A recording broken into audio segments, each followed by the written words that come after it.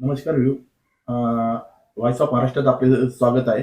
आम्ही प्रभाग क्रमांक 41 मध्ये सर्वसामान्य नागरिकांची प्रतिक्रिया घेण्यासाठी आता आम्ही इथं आलेलो आहोत.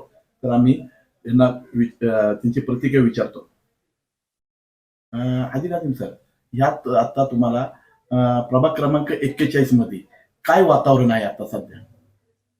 वातावरण तर सध्या निवडणुकीचं धामधुमीचं वातावरण आहे. वातावरणामध्ये आता तर आमच्या दृष्टीने असं आमचं म्हणणं आहे, की या सर्व काम करत असताना सर्व पक्षाच्या उमेदवारांनी फक्त विकासावर मत मांडावं, विकासावर मत मागावं आणि विकासाचंच बोलावं. आता अनेक आम्ही बाहेर सुद्धा चर्चा ऐकतो आहे, की काही प्रामुख्य पक्षाचे लोक किंवा उमेदवार एक वेगळ्या पद्धतीने काहीतरी कोणाला तरी टार्गेट करत आहेत किंवा कोणाच्या तरी विरोधात बोलत आहेत. हे असं नसावं. सर्वसामान्यांची निवडणूक आहे, स्थानिक निवडणूक आहे. त्यामुळं स्थानिक लोकांच्या प्रश्नावरच ही निवडणूक व्हायला पाहिजे. काही उमेदवाराचं म्हणणं आहे, इथं प्रभाग क्रमांक 41 मध्ये जे उमेदवार आहे, त्यांचं म्हणणं आहे का आपल्याला इथं कोंडवा नाही करायचा, कोथरूड करायचा आहे. तर त्याबद्दल तुम्ही काय बोलता? हो, आम्ही सुद्धा ते बऱ्याच लोकांकडनं ऐकलंय. तर आमचं त्या लोकांना असं म्हणणं आहे, त्यांचं आव्हान आहे. त्याच्यात 2 गोष्टी आहेत लक्षात घ्या. जे लोकं असं म्हणतायत, की आम्हाला कोंडवा नको, कोथरूड करायचं आहे. त्याचं एक कारण असंही असू शकतं, की त्यांना आता सध्या कोंडव्याविषयी त्यांच्या मनात एक वेगळी भावना आहे. त्यांना आता अचानक कोथरूडबद्दल त्यांना प्रेम तयार झालंय. आणि दुसरी गोष्ट अशी आहे, की कोंडवा नको म्हणजे काय? याचा अर्थ असा तर नाहीये ना, की कोंडव्यात राहणारा प्रत्येक माणूस किंवा कोंडवा परिसरच खराब आहे. आणि कोथरूड सर्वांगाने विकासाने पुण्याच्या दृष्टीतून एक चांगला भाग आहेच. परंतु जर आपण दुसऱ्या दृष्टीतून पाहिलं त्यांच्या म्हणण्यानुसार, तर आज मग त्यांना नक्की सांगायचं काय, की कोंडवा नको, कोथरूड हवंय. मग त्यांनी हा उद्देश स्पष्ट करायला पाहिजे. कारण आज आपण जर मागील काही महिन्यापासून जर पाहिलं असेल, तर आज कोथरूडमध्ये सर्वाधिक प्रमाणात गुन्हेगारी वाढलेली आहे. मग त्यांना या भागात तसं करायचं आहे का? नक्की कोंडवा का नको? हा तर एक कोंडवाकरांचा अपमान आहे. त्यांनी असे खरं तर स्पष्ट करून सांगायला पाहिजे. त्यांचा तो मुद्दा असू शकतो, की आता त्यांना कोंडव्याविषयी काय आहे ते आहे. दुसरा मुद्दा इथं खूप चर्चेला जातोय का आत्ता एक उमेदवार आहे, ज्यांच्यावर गुन्हा दाखल झालेला आहे. ते गुंड प्रवृत्तीचे उमेदवार आहे. म्हणून असे विरोधक त्यांच्यावर टीका करतात आहे. तर त्याबद्दल तुम्ही काय बोल? पहा, एक गोष्ट लक्षात घ्या. सर्वप्रथम जे लोक हे सांगतायत, ते बहुतेक त्यांचा भूतकाळ विसरले असतील. जे लोक आज सांगतायत, की गुंड प्रवृत्तीचे आहेत, भूतकाळात त्यांनी त्याच उमेदवारासोबत काम केलेलं आहे किंवा त्याच उमेदवाराच्या तालमीत ते शिकलेले आहेत. आणि कुठल्याही परिस्थितीत आज कोणाला आरोप सिद्ध न होता कोणाला गुन्हेगार म्हणणं किंवा काही हे संविधानाला धरून सुद्धा नाही. राहिला विषय त्यांच्यावर जो आरोप होतोय, तर त्या कुटुंबाला, प्रत्येक कुटुंबाला ज्यांच्यावर अन्याय होईल त्यांना न्याय मिळाला पाहिजे, ही सर्वसामान्य माणसाची भूमिका असते. तर त्याच्यासाठी न्यायालयीन प्रक्रिया आहे ना, पोलीस प्रशासन आहे. न्यायालयात तो ज्यावेळेस ते जातील, न्यायालय त्याच्यावर त्याचं व्यवस्थित त्याला काय आहे त्याचं ते उत्तर देतील. न्यायालय त्यांना जो काय ते पोलीस प्रशासन आहे. आणि दुसरी गोष्ट मला तुम्हाला मीडियाला एक सांगायचंय. मीडियाच्या सुद्धा काही चुका आहेत. म्हणजे मीडिया काय करतंय, की सगळे प्रश्न एकत्रित करून सर्वसामान्य नागरिकांना विचारतात. ज्याच्यामुळं नागरिकांमध्ये संभ्रम निर्माण तयार होतो. समाजामध्ये संभ्रम निर्माण तयार होतो. तुम्ही गुन्हेगारी आणि राजकारण हे थोडे वेगवेगळे प्रश्न विचारले, तर ते योग्य राहील. कारण त्याचं असं आहे, की आता तो विषय स्थानिक नागरिकांचा नाही. निवडणुका ह्या स्थानिक आहेत. स्थानिक लोकांना स्थानिक प्रश्न महत्वाचे आहेत. स्थानिक लोकांना स्थानिक प्रश्न आहे. रोडचे आहेत, पाण्याचे आहेत, शिक्षणाचे आहेत, प्राथमिक ड्रेनेज आहे, ट्रॅफिकचा विषय आहे. हे बरेच विषय आहेत. त्यामुळं तुम्ही चौथा स्तंभ आहे म्हणजे आपण ज्या लोकशाहीमध्ये राहतो, त्या लोकशाहीचा तुम्ही चौथा स्तंभ आहे. त्याच्यामुळे तुम्ही थोडंसं नागरिकांना या स्पष्ट भूमिकेतून विचारलं पाहिजे आणि त्यांची प्रक्रिया फक्त निवडणुकीपुरती घेतली पाहिजे. आज जर तुम्ही असं विचारलं तर याच्यात काय होतं की नागरिक संभ्रम होतो. ठीक आहे, ज्याच्यावर आरोप आहे तो त्याचा आरोप सिद्ध करेल, तो न्यायालयात जाईल. न्यायालय त्याच्यासाठी व्यवस्थित आहे, पोलीस प्रशासन आहे. त्याच्यामुळे त्याचं या निवडणुकीत बाऊ करू नये किंवा एक मीडिया ट्रायल ज्याला आपण म्हणतो, 2-3-4 दिवसात मीडिया ट्रायल झाल्यासारखंच आहे की खूप त्याच्यावर बातम्या चालल्या, त्याचा काही उपयोग नाहीये.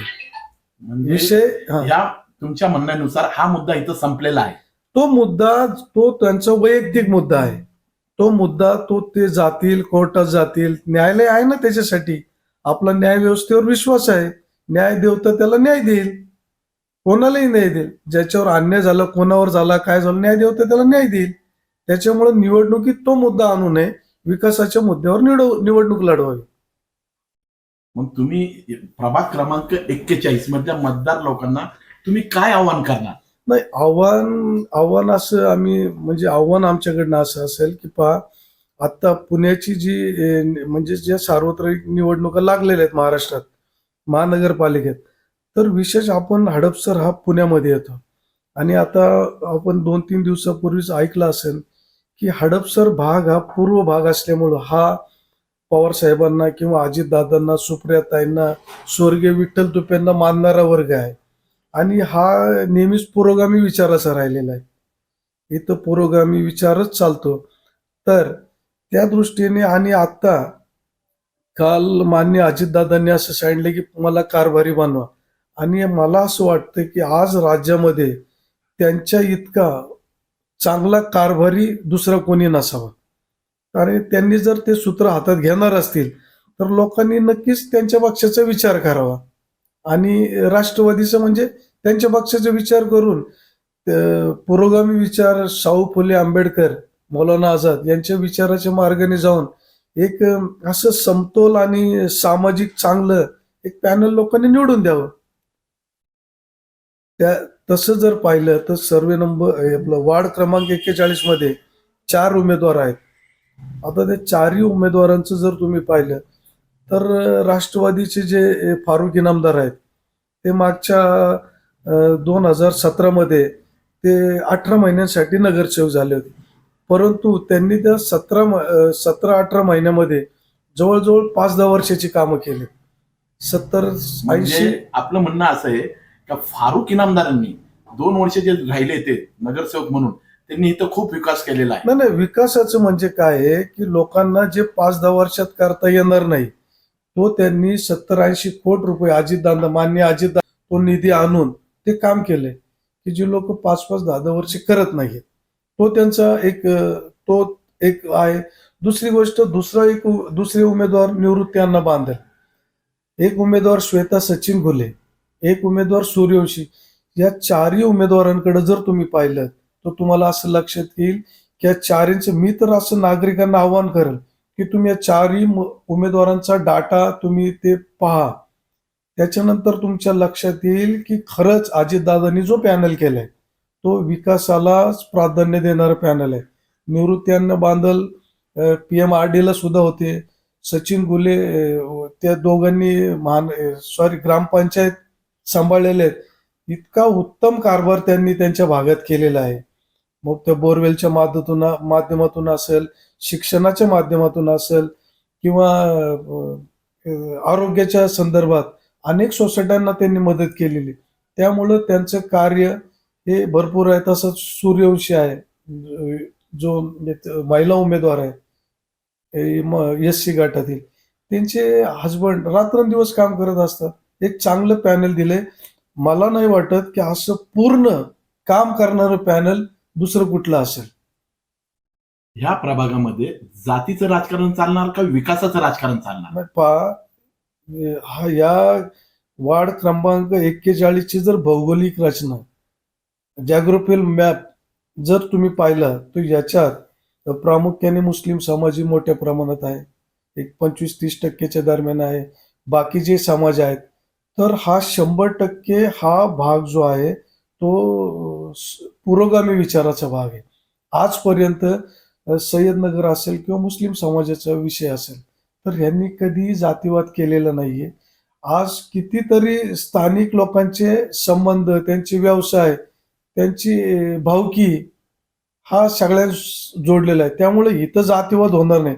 परंतु प्रत्येक समाजात काही मूठभर लोक असतात की ज्यांना तो एक आवडता विषय आहे. त्याप्रमाणे ते वागतात, परंतु जातीवाद होणार नाहीये. एकंदरीत आम्ही ज्यावेळेस सय्यदनगर किंवा या भागात फिरतो, त्यावेळेस सगळ्या लोकांचं असं म्हणणं आहे की आम्हाला जातीवाद नकोय आणि आम्ही एकत्रित काम करणार, एकत्रित पॅनल चालवणार किंवा आम्ही साहेबांना किंवा अजितदादांना मानणारे असल्यामुळं, स्वर्गीय विठ्ठल तुप्यांना मानणारे असल्यामुळं आम्ही पुरोगामी विचाराच्या लोकांबरोबर जाणार. प्रभाग क्रमांक 41 मध्ये विकास काय पाहिजे आपल्याला त्याच्याबद्दल आम्हाला इथं तसं पाहिलं तर मागच्या निवडणुकीनंतर सय्यदनगरचा विकास प्रामुख्याने थांबलेला आहे. कारण इथं स्थानिक नगरसेवक नसल्यामुळं इथं विकास झाला नाही. त्यामुळे सय्यदनगरचे बरेच प्रश्न प्रलंबित आहेत.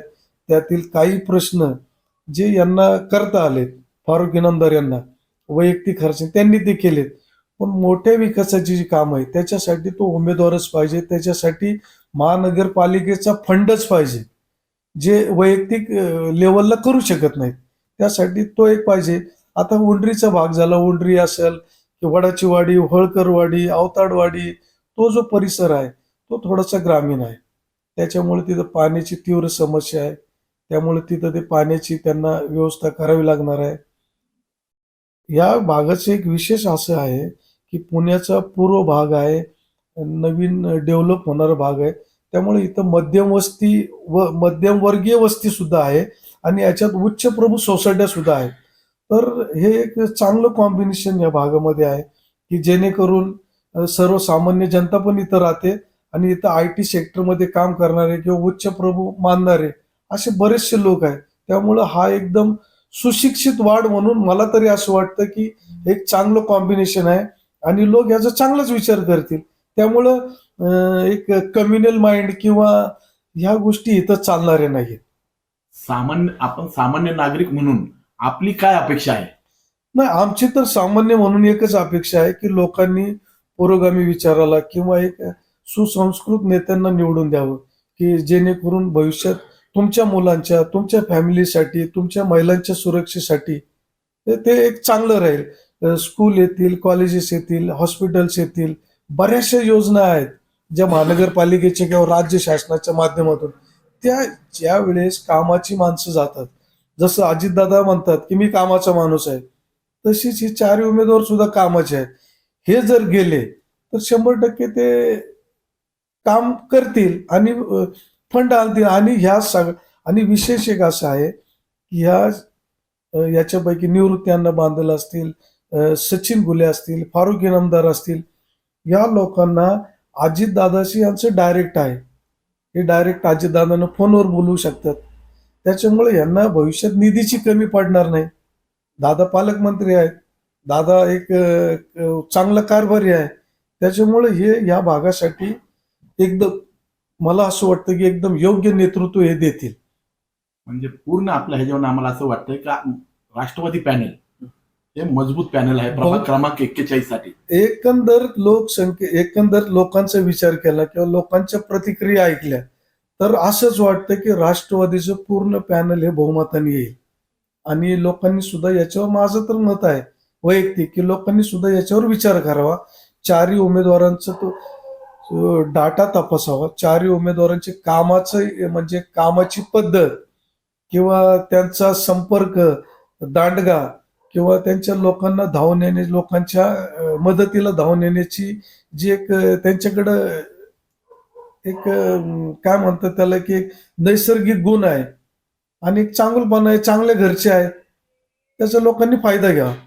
आणि लोकांनी पॅनलला यांचे मतदान करून आमच्या सहित सुशिक्षित लोकांना सुद्धा वाटतं की लोकांनी यांना पॅनलला मतदान करावं, घड्याळाच्या 4 चिन्हाचं बटन दाबावं आणि ह्या पॅनलला आणावं की जेणेकरून लोकांचे राहिलेले समस्या किंवा प्रश्न संपूर्ण मिटून जातील.